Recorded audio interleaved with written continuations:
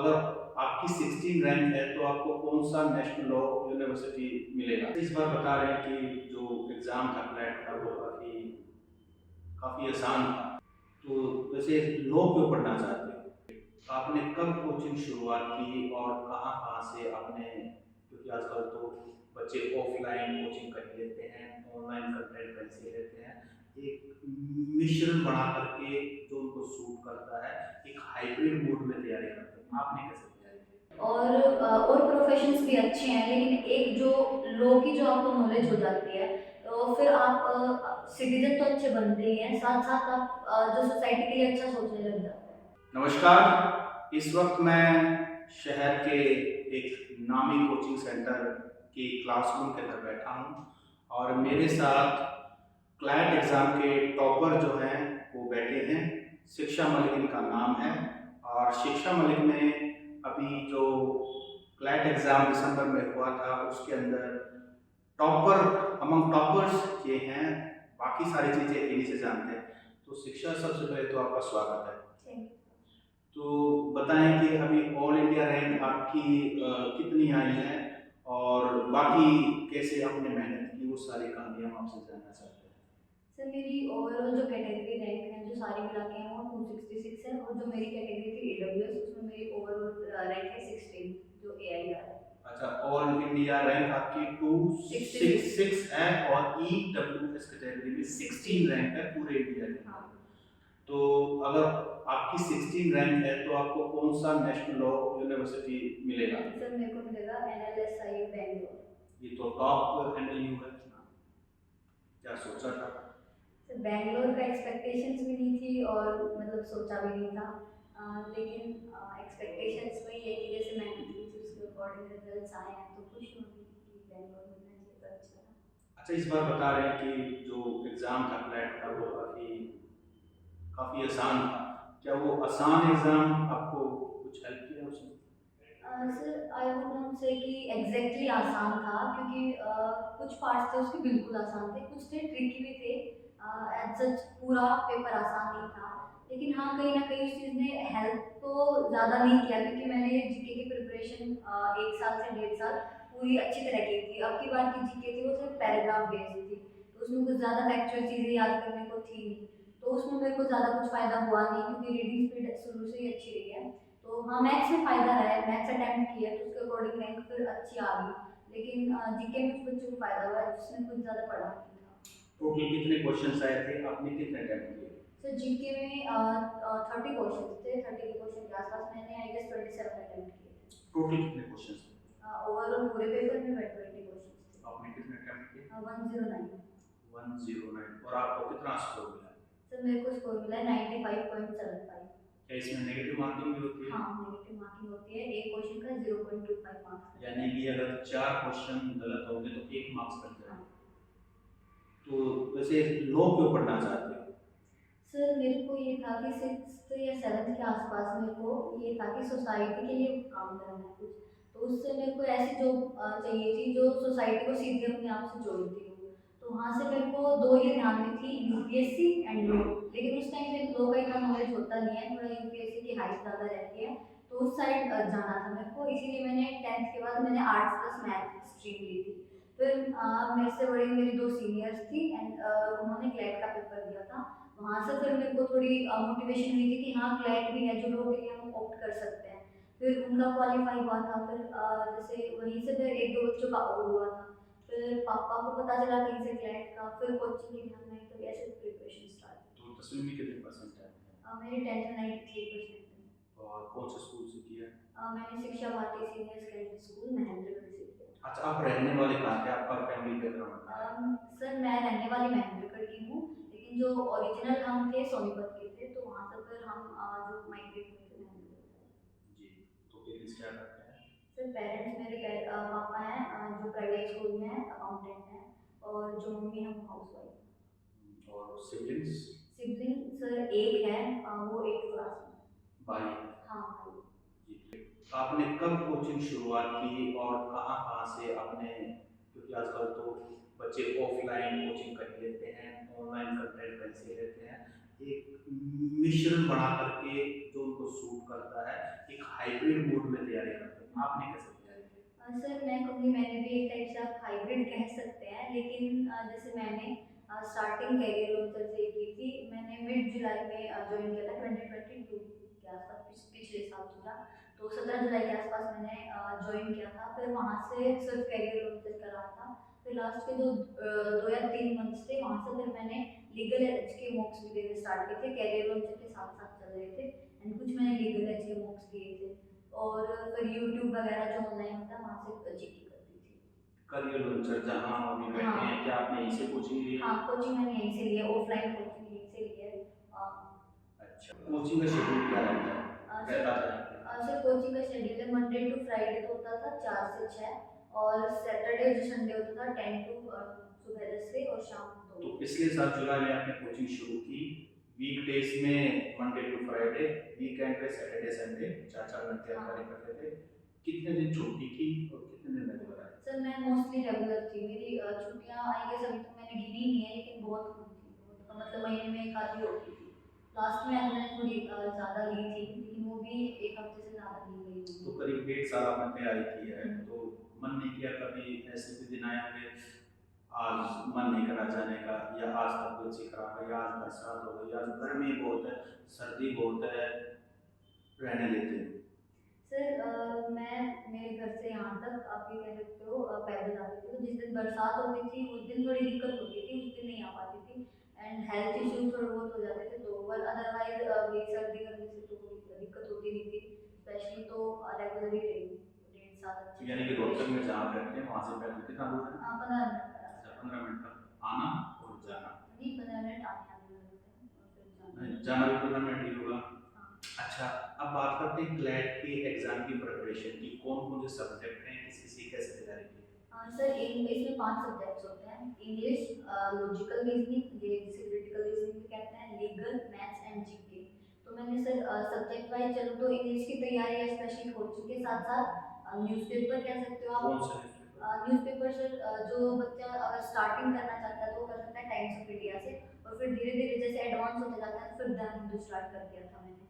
और फिर उसके साथ साथ वर्ड मीनिंग्स न्यूज़पेपर से हो जाते थे। तो कुछ एडिशनली मैंने वर्ड पावर में एडीजी जो एक बुक होती है उससे की थी। नॉर्मल लेवल्स की? हाँ वही, तो उससे ना वर्ड में वहाँ से किए थे सर। साथ साथ न्यूज़पेपर चल रहा था, एंड कुछ मैं नॉवेल्स पढ़ती थी, मैगजीन्स वगैरह या थोड़े बहुत ऑनलाइन आर्टिकल्स। तो स्पीड तो न्यूज़पेपर वगैरह से बन गई थी अच्छी। इंग्लिश की ऐसी थी कि जीके की सर कोचिंग पे भी हमारे जीके करवाते थे। एंड कुछ मैंने जो ऑनलाइन सोर्सेज होते हैं जैसे जीके टुडे वगैरह या फिर ऑनलाइन यूट्यूब पे जो होते हैं वहीं से की थी। एंड फिर बात करें लीगल की, तो लीगल सोलली मैंने कोचिंग से की है, कहीं और से नहीं की। एंड क्रिटिकल रीजनिंग वगैरह जो होते हैं वो भी लीगल जो ये कोचिंग होती है इसी से। एंड कुछ जो बुक्स देते हैं हमारे कोचिंग वाले वहीं से प्रैक्टिस करती थी। मैथ्स आप ये कह सकते हो 8th तक की आती है, तो उसके लिए स्पेशली कोई एक्स्ट्रा एफर्ट्स डालने नहीं पड़े। तो रेशियो, प्रोपोर्शन, परसेंटेज वगैरह यही थी, तो इसमें ज़्यादा मेहनत की ज़रूरत पड़ी। मैं काफ़ी सारे क्लैट एस्पिरेंट्स से बात करता रहता हूँ। मेरी बेटी भी अभी +1 में है, वो भी क्लैट की तैयारी कर रही है। तो जब मैं इन एस्पिरेंट्स से बात करता हूँ तो उनका ये कहना है कि क्लैट का एग्ज़ाम जो है उसके अंदर अगर एग्ज़ाम अटेम्प्ट करते हैं तो समय खत्म हो जाता है, और जल्दी जल्दी करने की कोशिश करते हैं तो गलती हो जाती है। यानी कि स्पीड और एक्यूरेसी दोनों चीज़ चाहिए। इन दोनों पर आपने काबू कैसे पाया? सर स्पीड तो जैसे 1.5 साल से न्यूज़पेपर वगैरह, नोवेल, मैगजीन्स उससे पढ़ते हो उससे आपकी बन जाती है। एक्यूरेसी के लिए आपको रेगुलरली सेक्शनल एंड मॉक्स देने पड़ते हैं, वहीं से आते हैं। तो स्टार्टिंग में आप मॉक सेक्शन दोगे तो स्कोर कम बनता है, बहुत कम बनता है। लेकिन धीरे धीरे अगर जो बच्चा काम करने लग जाता है तो उसकी एक्यूरेसी अच्छी होती चली जाती है। क्योंकि क्लैट में जैसे हम जो नॉर्मल जो देखते हैं क्वेश्चंस वैसे थोड़े उससे थोड़ा हट के आते हैं। तो वहाँ से फिर हम स्टार्टिंग में थोड़ी गलती करते हैं, पर धीरे धीरे उन गलतियों से सीख के और धीरे धीरे फिर मोक्स के जो उससे होता है मोक्स का क्रक्स निकालना पड़ता है कि इसमें मैंने ये मिस्टेक की, अगले में उसी को एनालाइज करके और अप्लाई करना होता है, तो वहाँ से एक्यूरेसी आती है। तो जब आप शुरू में जब आप मॉक टेस्ट देना शुरू किया, आपने जनवरी में देना शुरू किया मान लेते हैं, यानी कि 8-10 महीने पहले शुरू किया सीरियसली, तो कितना स्कोर आता था उस समय और आपने फिर कितना इम्प्रूव किया? सर मेरा जैसे पहला मॉक था तो तो मैंने प्राइम वन दिया था जनवरी 18 जनवरी के दिया था। तब मेरा स्कोर था 58 बना था 150 से, क्योंकि जुलाई के आसपास पैटर्न चेंज हो गया था, अब 120 क्वेश्चन आ रहे हैं। तो उस टाइम पे मेरा 58 स्कोर था 150 में से। तो उस टाइम तो मतलब अच्छा ही लग रहा था, क्योंकि स्टार्टिंग का मॉक था एंड प्रिपरेशन को भी इतना टाइम हुआ नहीं था। लेकिन फिर जैसे प्राइम मॉक थोड़े इजी होते हैं ताकि बच्चे का थोड़ा कॉन्फिडेंस बूस्ट हो, तो वहाँ पे फिर ये लगा 58 65 तक स्कोर ही जा रहा था, इतना ही जा रहा था कंसिस्टेंटली 2 3 महीने। फिर थोड़ा इंक्रीज होना हुआ, 70 75 तक चला गया। फिर हमारे होते हैं काउंटडाउन स्टार्ट होते हैं जुलाई के आसपास। फिर वहाँ से फिर काउंटडाउन थोड़े टफ पड़ते हैं, तो वहीं से फिर थोड़ा स्कोर वहाँ पे लो चला गया था मेरा। आप ये लगा लो 52 था पहले जो काउंटडाउन का था। फिर उसके बाद से वो पेस पकड़ी, तो वहाँ से फिर मेरा 70 75 85 भी चला जाता था 90। मेरे को याद है ना मैक्सिमम स्कोर था 96 के आसपास था। तो वहीं से फिर जो एवरेज थी वो मेरी आ रही थी 80 के आसपास। 80 के आसपास की। और मेन एग्जाम वाले दिन तो आपने कमाल कर दिया। हाँ, सो उस दिन थोड़ा स्ट्रेस एंड प्रेशर का कंट्रीब्यूशन था, और कुछ मैथ्स का कहाँ कंट्रीब्यूशन आपका एग्जाम सेंटर था? था। मेरा गुरुग्राम था। अच्छा, गुरुग्राम था। अच्छा, जिस दिन रिजल्ट आया उस दिन आपने कितने बजे चेक किया, और जस्ट रिजल्ट देखने से पहले मन में क्या चल रहा सर उस दिन था जैसे मेरा 10th को रिजल्ट आया था, उसी दिन मेरा एलेट का एग्जाम था, तो दिल्ली गए थे। तो सुबह हम दिल्ली जल्दी निकल गए थे और शाम को लेट तक आए थे। रिजल्ट भी 7 8 बजे के आसपास ही आया था, और हम तब तक दिल्ली से आए नहीं थे। तो दिल्ली से आके, और मैं तो थकी हुई थी और मेरे को इतना एक्साइटमेंट भी नहीं था रिजल्ट का, क्योंकि मेरे को ऐसा लग रहा था कि मेरा पेपर खराब हुआ है। लेकिन फिर पापा ने चेक किया था, मैंने चेक भी नहीं किया, मैं आराम से बैठी थी एंड मैं मेरा काम कर रही थी जो करना था। पापा ने चेक किया था, फिर उन्होंने मेरे को बताया था कि तेरा ये रिजल्ट आया है। फिर तो सारी फैमिली फ्रेंड्स जिनको भी इन्फॉर्मेशन मिली सभी पूछते था? मेरे दो सवाल हैं। एक, न्यूज़पेपर में कौन सा सेक्शन पढ़ना चाहिए और उसका क्या फायदा है? पहला सवाल ये है, फिर दूसरा इसके बाद पूछूंगा। सर जो स्टार्टिंग कर सकते हैं, जो अगर 11th में जो बच्चा है वो स्टार्टिंग करना चाहता है, तो वो सिर्फ एडिटोरियल से कर सकता है। एडिटोरियल उसमें ऊपर आपको द हिंदू में या द टाइम्स ऑफ इंडिया जो आप पढ़ रहे हो, ऊपर आपको एडिटोरियल अलग से सेक्शन मिल जाएगा। उसमें 4 एडिटोरियल के आर्टिकल्स होते हैं। तो जो बच्चा स्टार्टिंग से बिल्कुल ये लगा लो 2 साल की प्रिपरेशन कर रहा है, तो वो 2 आर्टिकल्स कर सकते हैं। लेकिन जो बच्चा थोड़ा लेट स्टार्ट कर रहा है, वो 3 या 4 जो उसको स्टार्ट कर सकते हैं आराम से। तो स्टार्टिंग में तो उसे एडिटोरियल पढ़ना चाहिए। और जो टाइम क्लैट से 1 साल पहले तक का, फिर वहाँ से वो न्यूज़ भी पढ़ सकता है, उससे पहले भी न्यूज़ पढ़ सकता है। लेकिन जिसको स्पेशली इंग्लिश में स्पीड बढ़ानी है, तो वो एडिटोरियल कर सकता है। वर्ड मीनिंग्स के लिए भी हेल्पफुल होंगे। और उसके बाद जैन, जैसे दिसंबर में होता है पेपर, तो जैन के आसपास से फिर वो न्यूज़ भी स्टार्ट कर सकता है, ताकि करंट अफेयर्स का बेस अच्छा हो। मेरा दूसरा और आखिरी सवाल ये है, कोचिंग कितना मदद करता है? क्या सिर्फ एक ही जगह से कोचिंग होना चाहिए या ऑनलाइन भी हेल्प लेनी चाहिए? सर मेरा मानना है कि कोचिंग एक जगह से ही लेनी चाहिए। अगर आप सब्जेक्टिव जो चीज़ें पढ़ना चाहते हो, कोचिंग एक जगह से ही लेनी चाहिए, क्योंकि फिर वो ज़्यादा प्रेशर हो जाता है दोनों कोचिंग्स का। तो एक कोचिंग से जब आपको मतलब जो बेस बनाना है, क्योंकि क्लैट एक ऐसा एग्जाम है इसमें थोड़ी सी बेस की ज़रूरत होती है बच्चे को, जैसे क्रिटिकल रीजनिंग, लीगल है, ये हमने 10th तक कभी पढ़े नहीं होते हैं।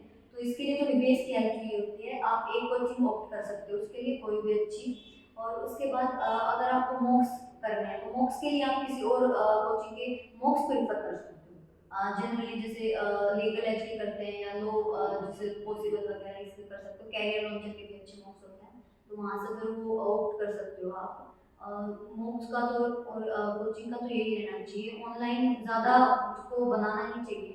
अगर आप ऑनलाइन ले रहे हो तो एक ही कोचिंग लो, ज़रूरी नहीं है 2 3 पाइल अप करो, क्योंकि फिर वो स्ट्रेस ज़्यादा बढ़ाता है कि मेरा ये भी रह गया, मेरा ये भी रह गया, ये भी नहीं।